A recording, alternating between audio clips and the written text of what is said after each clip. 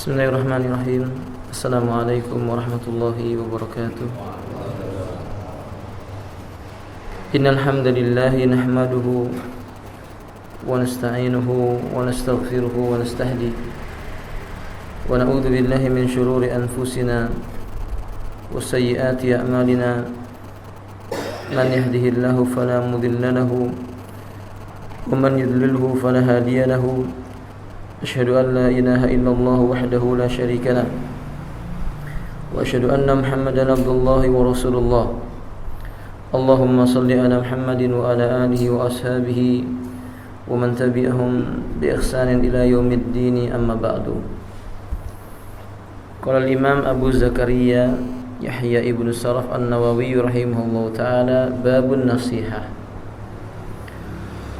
Di dalam kitab Riyadhus Shalihin, Imam An-Nawawi rahimahullah ta'ala menyebutkan bab, yaitu bab tentang an-nasihah. Nasihah memiliki terjemah yang banyak. Salah satu terjemahan dari nasihat adalah ketulusan. Qal an-nasihatu kalimatun jami'ah ya'baru biha an iradatil khairi lil mansukhilah. Nasihat ini sebuah kata yang mencakup segala macam bentuk ungkapan yang diinginkan di dalamnya terjadi perbaikan pada orang yang dinasihati. Jadi nasihat maknanya sesuatu yang diupayakan oleh seseorang agar orang yang ada di hadapannya berubah menjadi baik.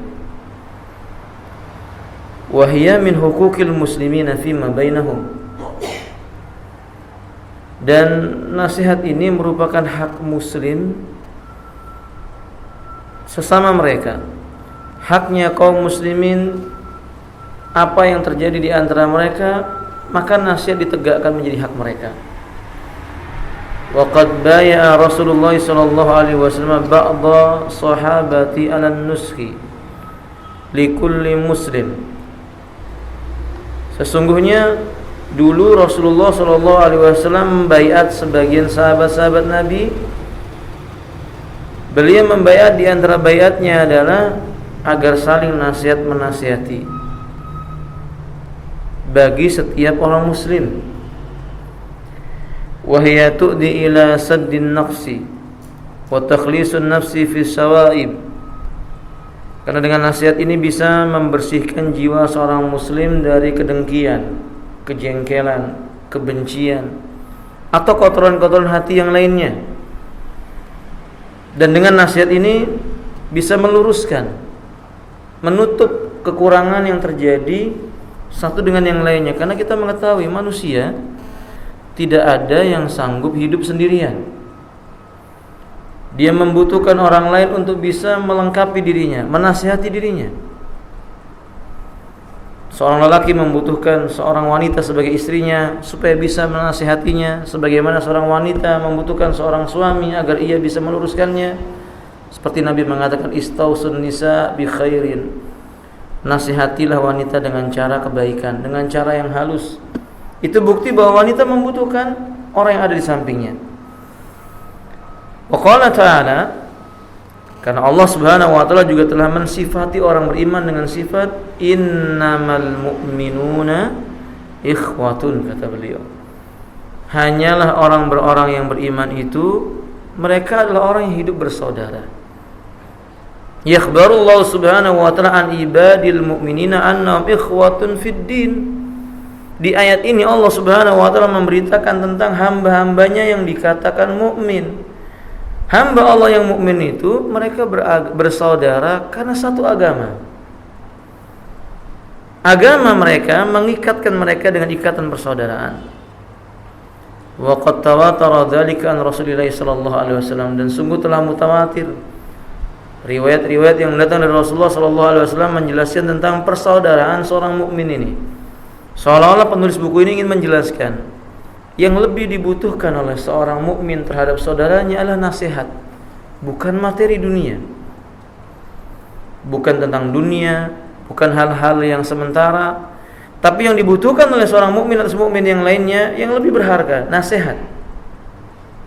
Wa qala ta'ala ikhbaran an Nuhin alaihi salam wa ansahu lakum. Lihat, Allah mengatakan tentang sifat nabi-nabinya, di antaranya Nuh alaihi salam, ketika ia berkata kepada kaumnya, wa ansahu lakum, dan aku ingin memberikan nasihat kepada kalian, aku nasihati kalian. Hud pun demikian, wa ana lakum nasihun amin, aku ini bagi kalian seorang pemberi nasihat. Maksudnya tidak membutuhkan dunia, bukan dunia yang saya cari, bukan kehidupan yang sementara yang saya cari, pujian kalian, bukan, tetapi saya ingin memperbaiki kondisi kalian yang rusak supaya menjadi baik kembali kepada Allah Subhanahu wa taala. Fayadfa'uhu ila alladhi umira lahu bi ahadul mutasaddiqin.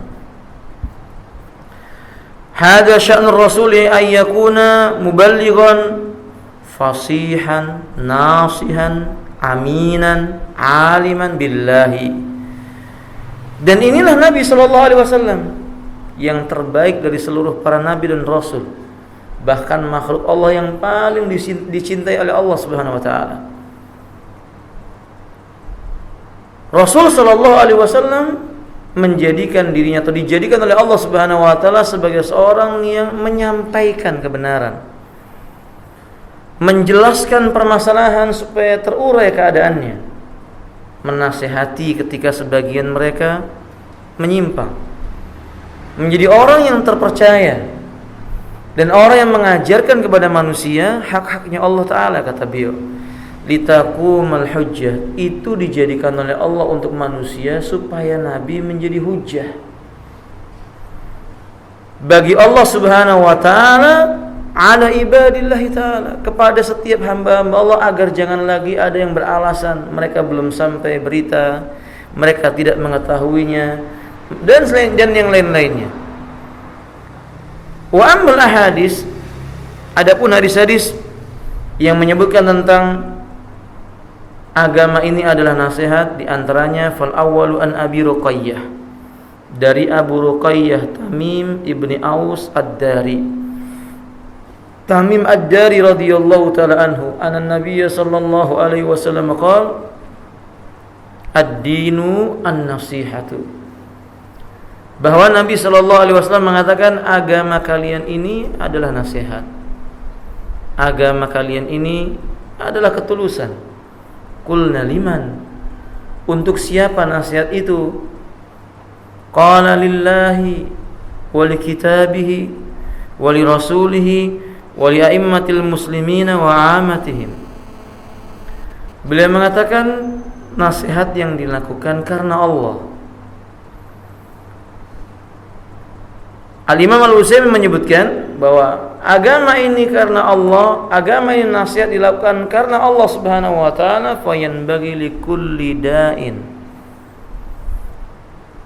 maka selayaknya bagi seorang dai atau talibil ilmi, atau orang-orang yang menuntut ilmu, awaliman arada ayarsudan nasa ila khairin, atau orang-orang yang ingin menunjukkan manusia ke jalan yang lurus, ayuslihaniyatahu fi amalihi, memperbaiki, memperbagus apa yang dia amalkan dalam ajaran Islam ini, dakwahnya, menuntut ilmunya, ajakannya manusia kepada Allah Ta'ala mesti lillah, karena Allah Subhanahu wa Ta'ala.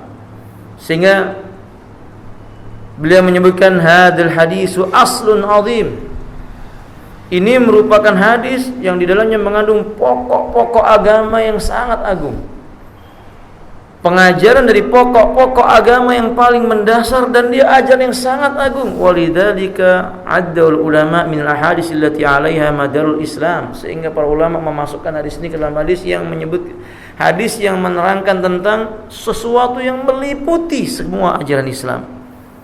Diawali dengan lillah, yakni nasihat untuk ikhlas. Dan ikhwati rahimani wa rahimakumullah, itu bukan hal yang mudah, mengikhlaskan diri dalam beribadah kepada Allah Subhanahu wa taala. Padahal dia dasar yang paling utama untuk bisa diterima sebuah ibadah yang dilakukan oleh seorang hamba.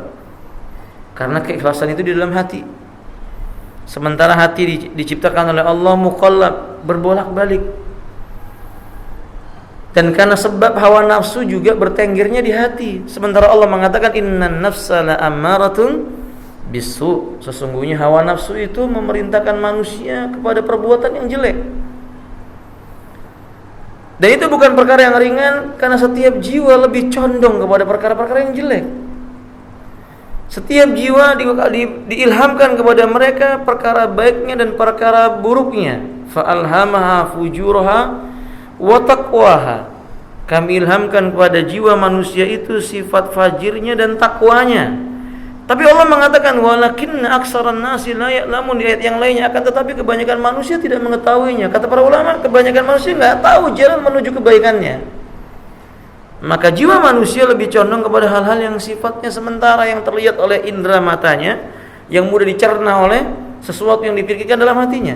Makanya kebanyakan manusia sulit mengikhlaskan diri kecuali yang dirahmati oleh Allah Subhanahu wa taala. Nah, wali kitabihi, untuk kitabnya. Al-Imam Al-Utsaimin menjelaskan bahwa yang dimaksud dengan wali kitabihi, seorang yang beragama dengan agama Allah mesti mengenal Al-Qur'an, menghafalnya, membacanya.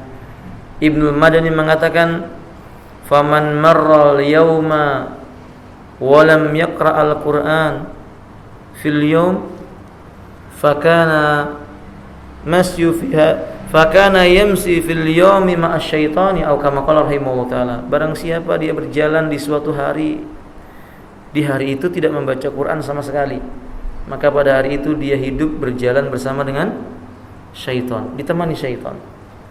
Ini perhatikan ini ikhwan fillah. Maka sebagian ulama itu menjelaskan dan mengatakan seperti Imam Al-Utsaimin mengatakan, membaca Quran itu hukumnya apa?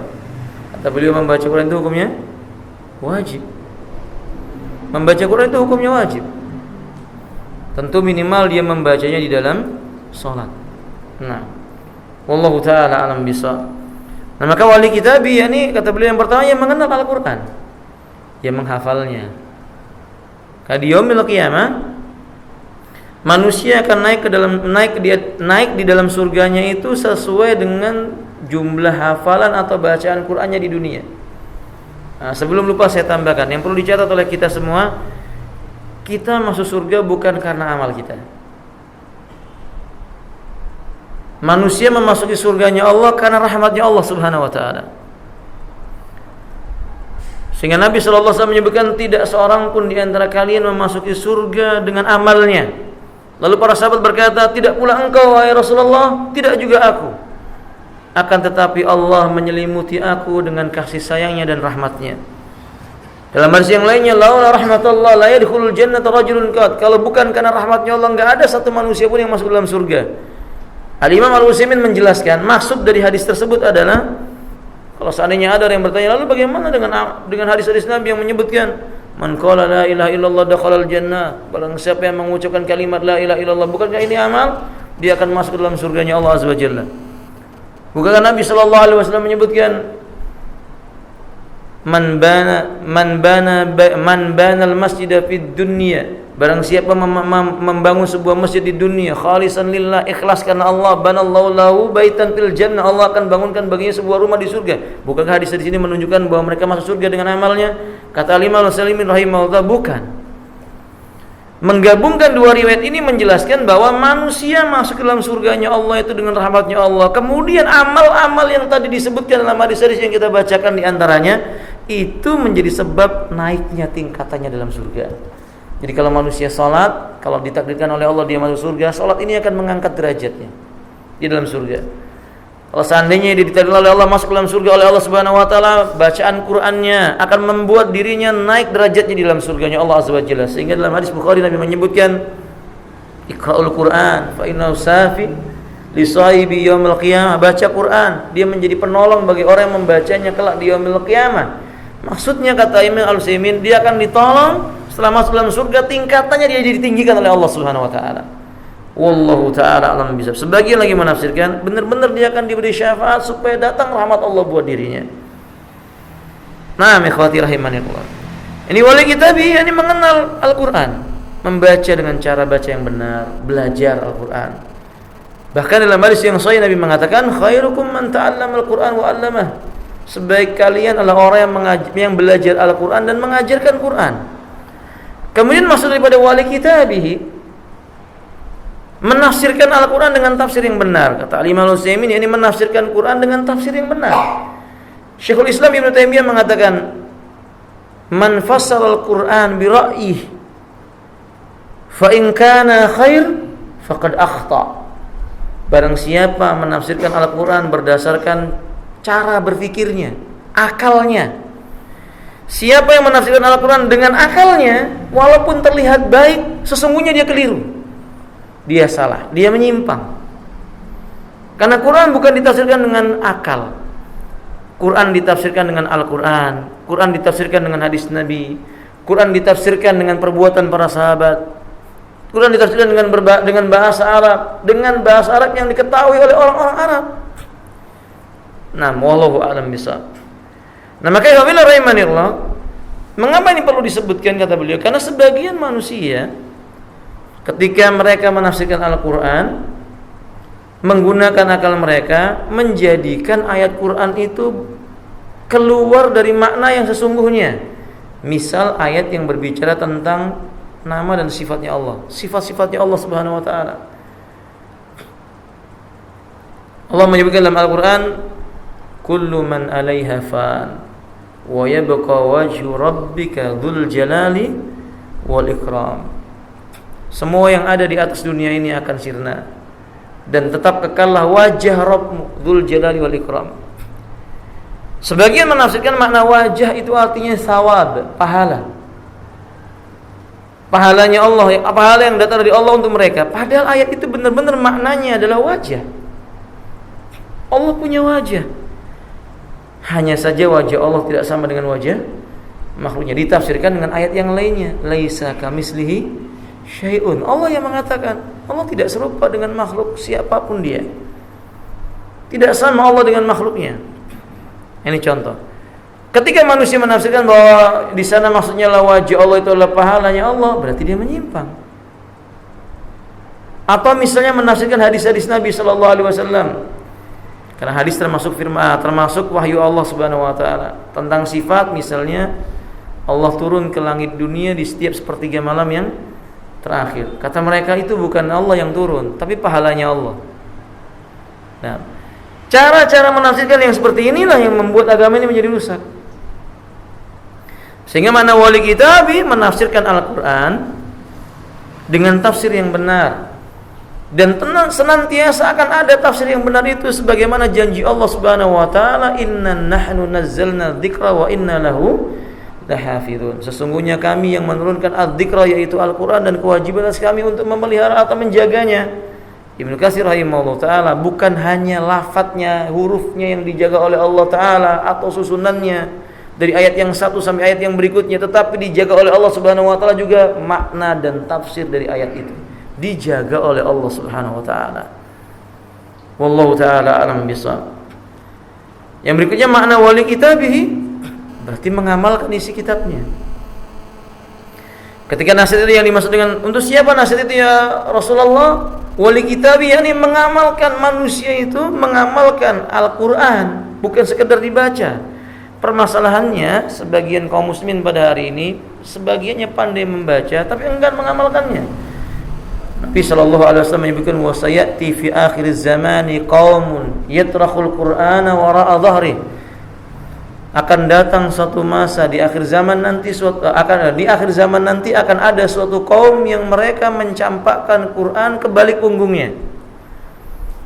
Yaqra'unal Quran, mereka bisa dan pandai membaca Quran, tapi kata Nabi tidak melewati apa? La yujawizu hanaziram, kerongkongannya. Tidak lewat kerongkongannya, yaitu dia tidak memaknai, tidak mengerti maknanya dan tidak mengamalkannya. Coba di antara kita sering membaca firman Allah, wailul lil musallin alladzina hum an salatihim sahun. Sebagian kita justru melanggar, padahal ini peringatan dari Allah Subhanahu wa taala.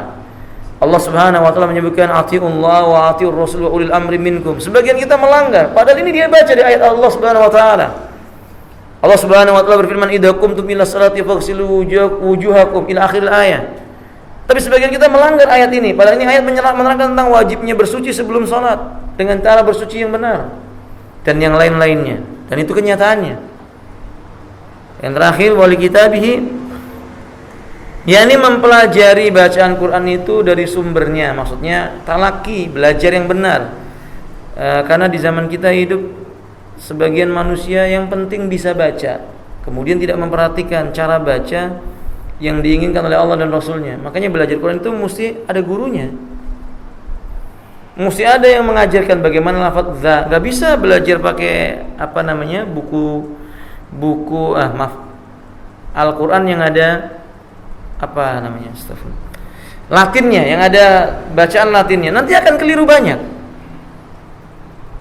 Sering kita mendengar orang mengatakan dalam bacaannya, innahu may yusyrik billah faqad haramallahu 'alal jannah wa ma'wahu an-nar wa ma liz-zalimina min ansar. Wa ma liz-zalimina min ansar. Bukan zo, tapi apa? Ba atau zo? Atau zo? Yang mana, ikhwan? Nah, kita perlu belajar. Lafaz za di masjid ini saya dengar dari Pak Imam, ada pelajaran membaca Quran. Cuma sayangnya kata beliau makin lama makin susut, makin terseleksi kan gitu ya, masyaallah. Nah, Bapak Saudara muslim, jangan begitu, belajar. Kita butuh guru untuk bisa melafalkan. Karena nggak bisa cuma mendengar. Bapak pakai radio begitu dengar suara, coba lafalkan bunyi za. Anda nggak bisa melihat mulutnya, harus bisa melihat mulutnya. Bagaimana sih za?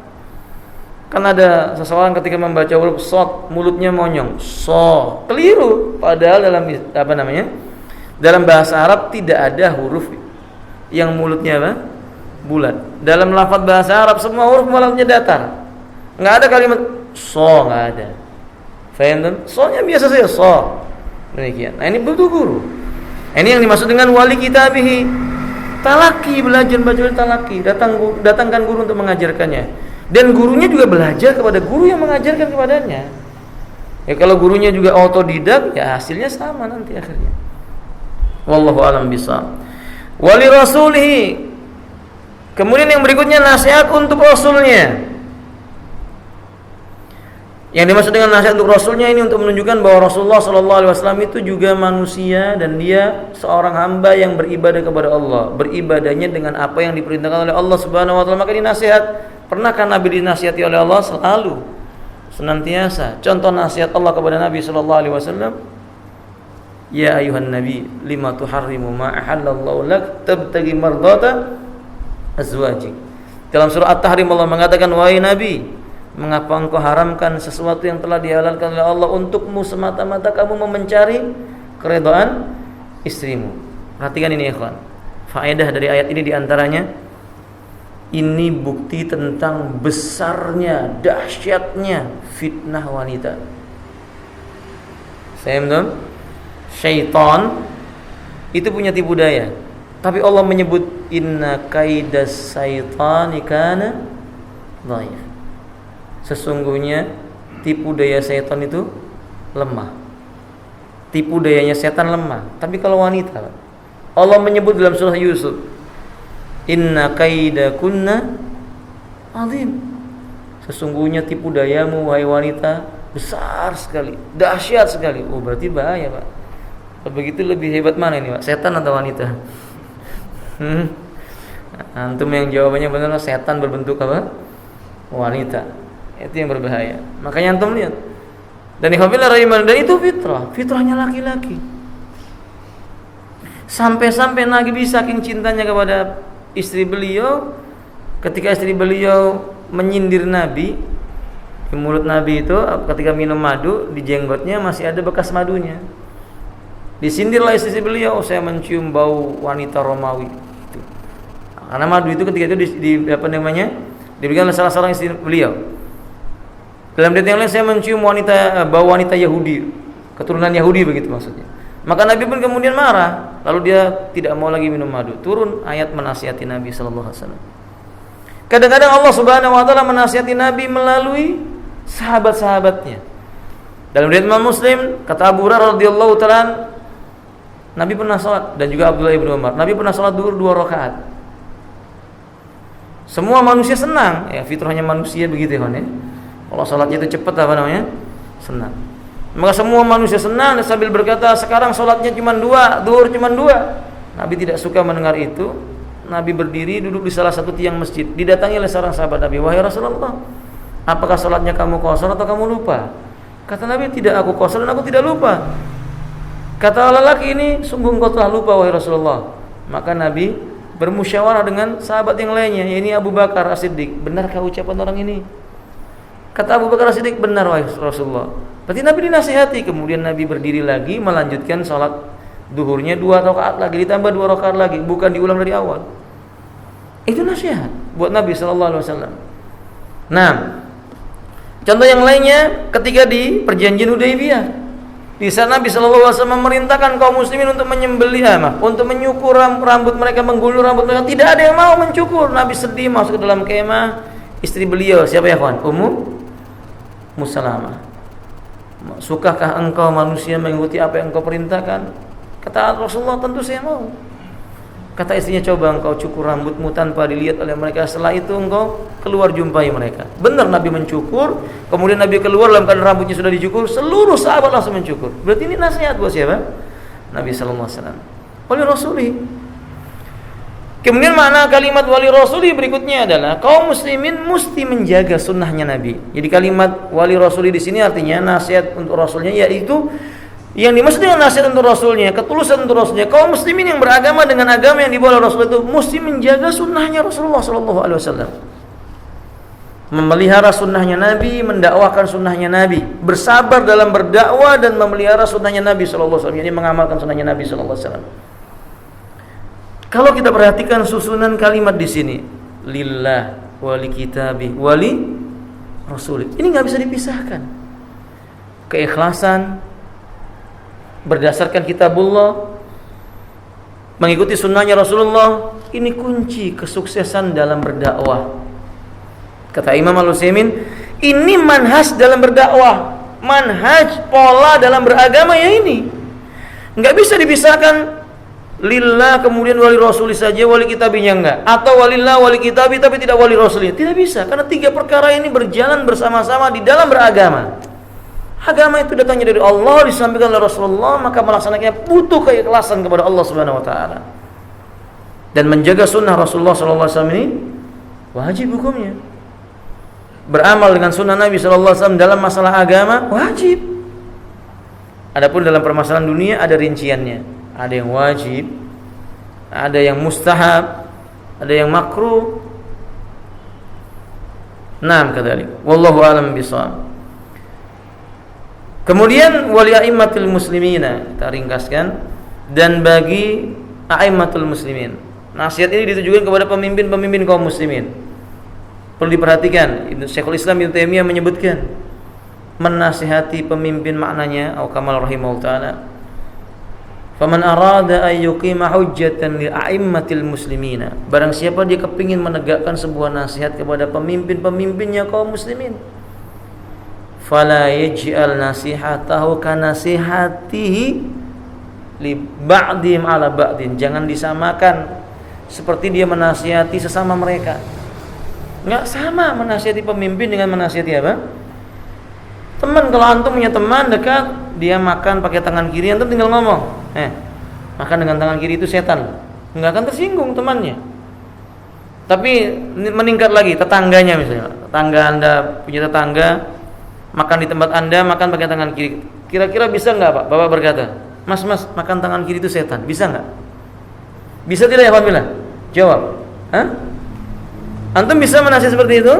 Kalau toh antum bisa, dampaknya bagaimana? Dia tidak akan mau lagi datang ketika diundang karena caranya kasar.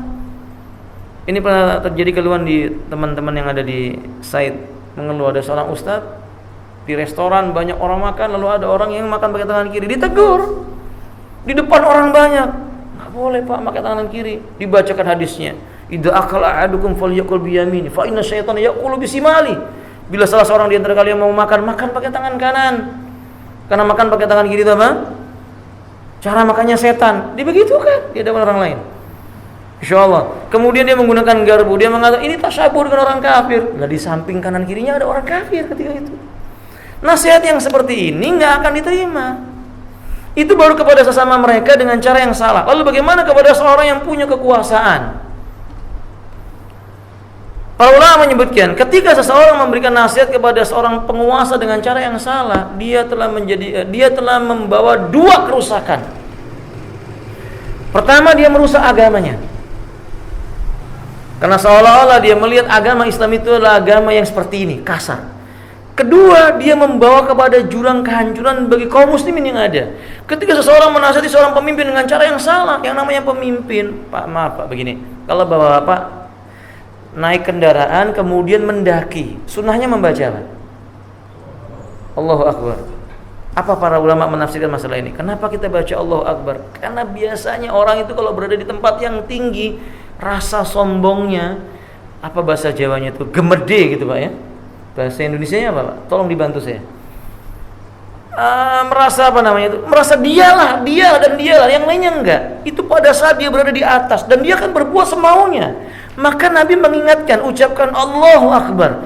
Nah begitulah kita, ketika kita menasihati orang yang lebih tinggi kedudukannya dengan cara yang salah, dia akan merasa lebih besar, makin sombong. Ketika cara ini salah, dia akan menghancurkan siapa yang dia ingin hancurkan.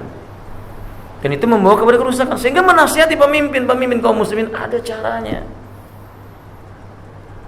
Ada caranya. Dulu Imam Ahmad didatangi oleh seorang penguasa, kemudian dibawa oleh Imam Ahmad ke dalam sebuah kamar, ditutup pintunya, tidak ada yang boleh mendengarkannya. Tiba-tiba setelah terjadi nasihat itu, pemimpin ini keluar dari kamarnya Imam Ahmad. Murid-muridnya Imam Ahmad melihat jenggotnya sudah basah dengan air mata. Pemimpin ini jenggotnya basah dengan air mata. Nah, ini yang menasihati Imam Ahmad loh ya, pemimpinnya menangis.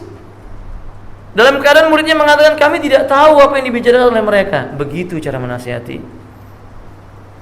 Antum menasihati orang tua antum misalnya, di depan rumah antum berkata, bapak ini diberitahu nggak paham, pak ini syirik pak. Orang lain melihat, bagaimana kira-kira? Dia akan berkata, ya nak, ini pakaian kamu, silahkan pergi dari rumah ini. Kan begitu. Tapi kalau kita punya cara yang baik, dibawa, didekatkan, didudukkan, Anda salah, ini keliru, bagaimana menurut Anda? Terus pelan-pelan terus, nggak cukup sekali. Faham? Wallahu ta'ala alam. Dan ini membuktikan tentang manhaj yang benar dalam menegakkan hujah, melihat siapa yang harus dinasihati, wali. Kemudian yang terakhir, wa ammatihim, dan nasihat ini ditujukan kepada seluruh kaum muslimin secara umum. Penting, hadis ini menjelaskan kita sebagai seorang mukmin amalkan firman Allah, kuntum khaira ummatin ukhrijat linnas ta'muruna bil ma'rufi wa tanhauna anil munkar. Beramar ma'ruf nahi munkar itu nasihat, ikhwan. Mari saya nasihati diri saya dan juga saudaraku sekalian, ayo dudukkan diri kita sebagai orang yang bisa memberi nasihat dengan cara yang santun, dengan ilmu, dengan bayinah, belajar berani mengucapkan nasihat dengan cara yang santun. Tumpunya antum misalnya duduk di halte bus, di sebelah antum ada apa? Orang yang merokok. Jangan cuma gini-gini saja. Cobalah dari tadi katakan kepadanya, maaf Pak, rokoknya ini merusak, membuat orang lain menjadi begini. Caranya yang santun. Menurut Anda bagaimana rokok ini? Nasihati, ini merusak, ini nggak boleh dalam agama. Tentu dengan antum lebih tahu daripada saya tentang bagaimana metode yang terbaik. Belajar mengucapkan. Kita melihat ada orang lain menyimpang, katakan ini keliru. Ada orang sholat, selesai sholat, kita jumpai dalam sholatnya tadi ada yang salah, buka di depan orang lain. Begitu orang sudah nggak ada, panggil, Pak saya mau bicara sebentar. Ajak bicara. Tadi sholatnya kok begini-begini. Mungkin Bapak ada mengetahui hadisnya. Kalau dia mengatakan, oh enggak, ini menurut saya saja, baru nasihati. Agama itu harus dengan Quran dan Sunnah. Itu nasihat. Masalah diterima atau tidak, itu bukan kita yang menentukannya. Siapa? Allah. Inilah agama, ad-dinun nasihah. Liman ya Rasulullah? Lillah wa li kitabihi wa li rasuli wa li aimmatil muslimina wa amatihim. Sampai di sini apa yang mampu saya sampaikan. InsyaAllah kita akan lanjutkan pada pertemuan yang akan datang. Mohon maaf apabila ada salahnya. Akhiru da'wana alhamdulillahirabbil alamin. Subhanakallahumma wa bihamdik, asyhadu an la ilaha illa anta, astaghfiruka wa atubu ilaik. Assalamualaikum warahmatullahi wabarakatuh.